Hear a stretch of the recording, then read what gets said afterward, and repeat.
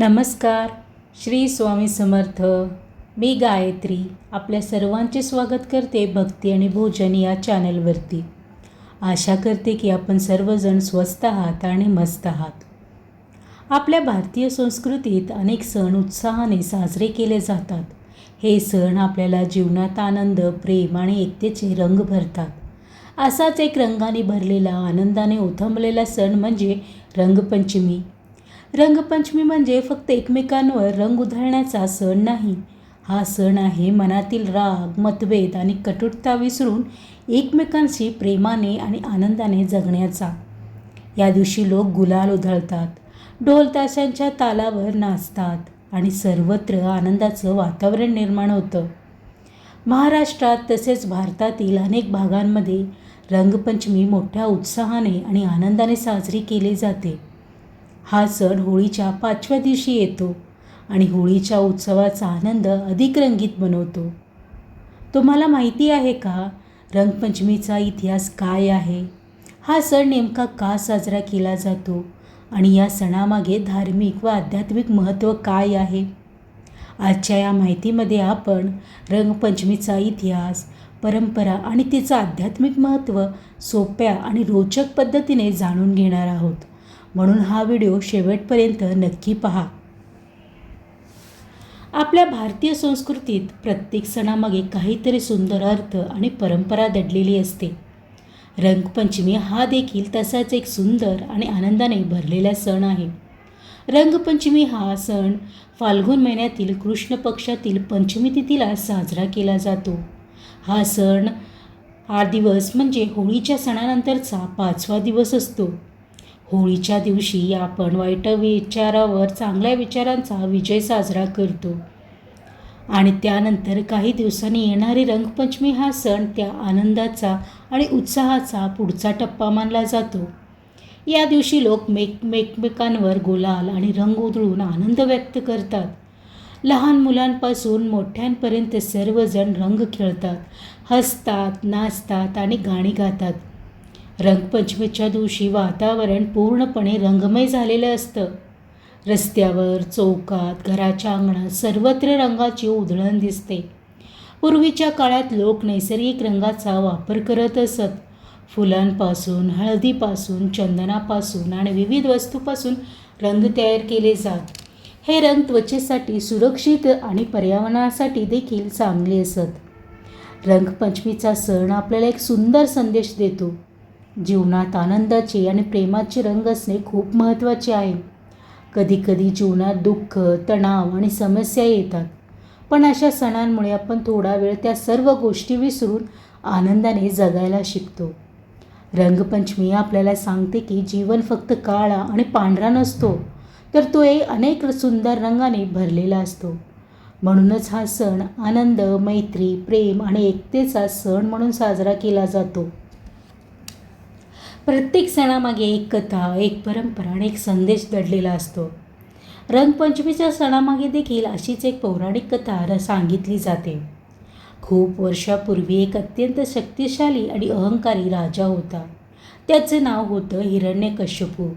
हिरण्यकश्यपूला आपल्या शक्तीचा खूप अभिमान होता. तो स्वतःला देव मानत होता आणि सगळ्यांनी फक्त त्याचीच पूजा करावी अशी त्याची इच्छा होती. पण त्याचा स्वतःचा मुलगा प्रल्हाद हा भगवान विष्णूचा महान भक्त होता. तो नेहमी विष्णूचे नाव घेत असे आणि त्यांच्या भक्तीत मग्न राहत असे. हे पाहून हिरण्यकश्यपूला खूप राग आला. त्याला वाटलं की त्याचा मुलगा त्याचं ऐकत नाही आणि देवाची पूजा करतो. म्हणून त्याने अनेक वेळा प्रल्हादाला शिक्षा देण्याचा प्रयत्न केला, पण प्रत्येक वेळी देवाच्या कृपेने प्रल्हाद वाचला. शेवटी हिरण्यकश्यपूने आपल्या बहिणीची मदत घेतली. त्या बहिणीचं नाव होतं होलिका. होलिकाला अग्नीपासून वाचण्याचं वरदान मिळालेलं होतं. म्हणून तिनं प्रल्हादाला आपल्या मांडीवर बसून अग्नीमध्ये बसायचं ठरवलं. पण देवाच्या इच्छेने चमत्कार घडला. प्रल्हाद सुरक्षित राहिला आणि होलिका अग्नीमध्ये जळून गेली. या घटनेतून एक मोठा संदेश मिळतो. वाईटावर नेहमीच चांगल्याचा विजय होतो. म्हणूनच त्या दिवसाची आठवण म्हणून होळीचा सण साजरा केला जातो. आणि त्यानंतर काही दिवसांनी लोक आनंदाने एकमेकांवर रंग उधळू लागले. त्या आनंदातून आणि उत्सवातूनच रंगपंचमीची परंपरा सुरू झाली असे मानले जाते.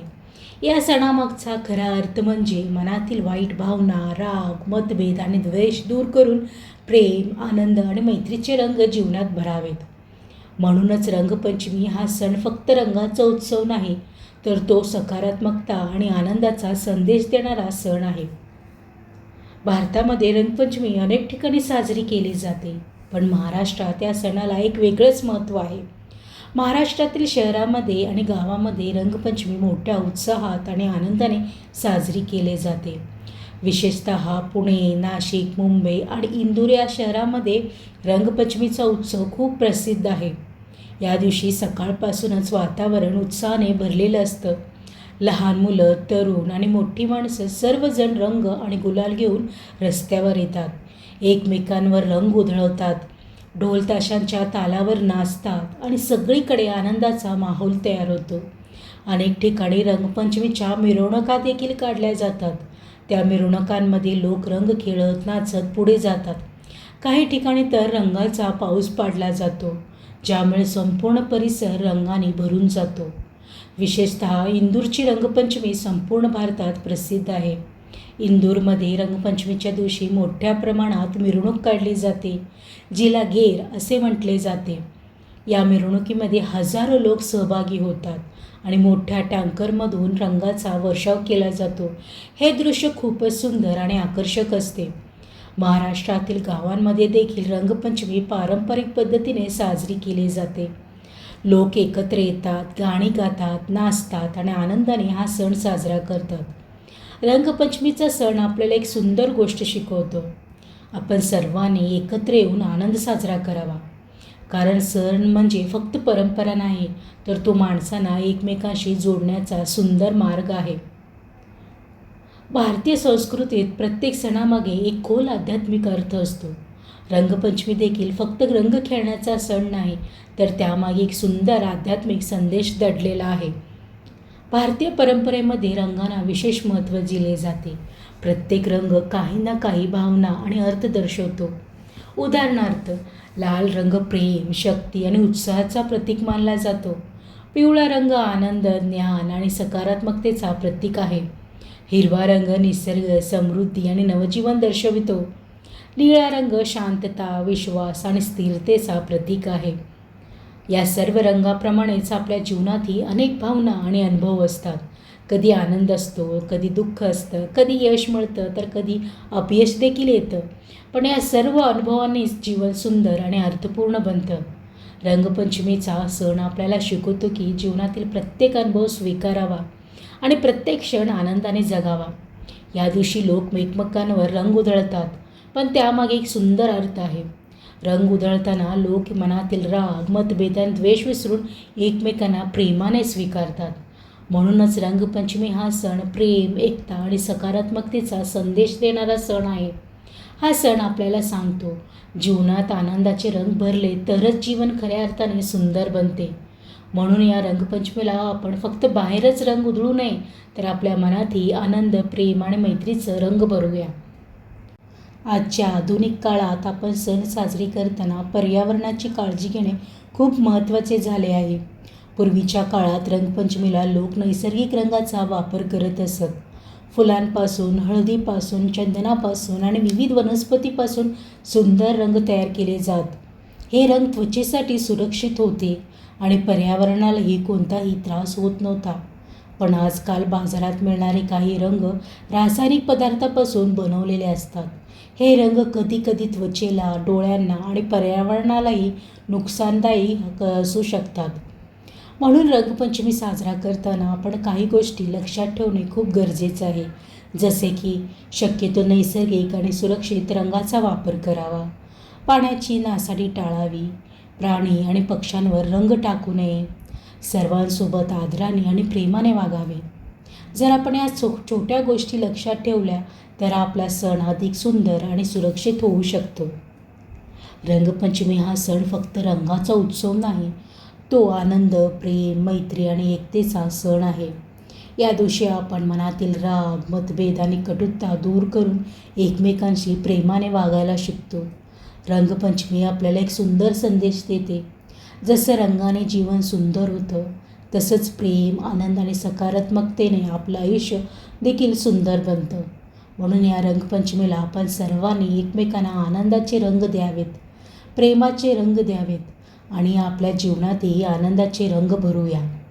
याच शुभेच्छासह आपल्या सर्वांना रंगपंचमीच्या हार्दिक शुभेच्छा. धन्यवाद. जर ही माहिती आवडली असल्यास भक्ती आणि भोजन या चॅनलला शेअर करायला, लाईक करायला, कमेंट करायला आणि सबस्क्राईब करायला विसरू नकात. माहिती देताना काही माहिती चुकीची गेली असल्यास मी तुम्हा सर्वांची माफी मागते. मी गायत्री आपल्या सर्वांचा निरोप घेते. पुन्हा भेटूयात नवीन कथेसह नवीन भक्तिमय प्रवासात. तोपर्यंत नमस्कार. श्री स्वामी समर्थ.